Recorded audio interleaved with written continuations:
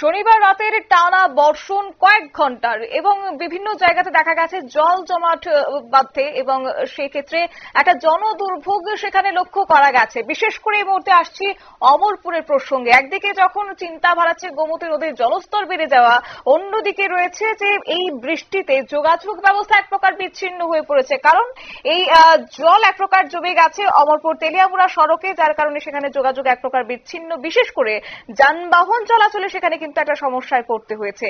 প্রশাসন এখনো পর্যন্ত কুম্ভ নিদ্রায় বলে অভিযোগ রয়েছে।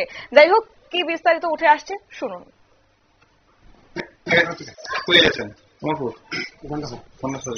প্রশাসনের কেউ আসেনি, আমরা সাহায্য আপনারা পাইছেন এখান থেকে কোনখান থেকে আইছেন তো যারা আগে একটা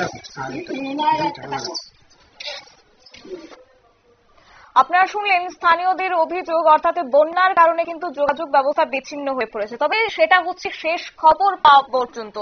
যে শেষ খবর আমরা পেলাম তাতে করে সেখানে জল জমে রয়েছে, প্রশাসন সেই অর্থে সেখানে যায়নি। এখনো পর্যন্ত সে খবর কি রয়েছে তা জানা না গেলেও তবে একটা যাত্রী থেকে শুরু করে যারা স্থানীয় বাসিন্দারা রয়েছেন তাদের কিন্তু একটা দুর্ভোগ যেমন রয়েছে, অন্যদিকে প্রশাসনের প্রতি কোথাও গিয়ে একটা ক্ষোভ কিন্তু আজ বহিঃপ্রকাশ হয়েছে সংবাদ মাধ্যমের সামনে। নিয়ে নিচ্ছে ছোট্ট একটি বিজ্ঞাপন বিরতির সঙ্গে থাকুন।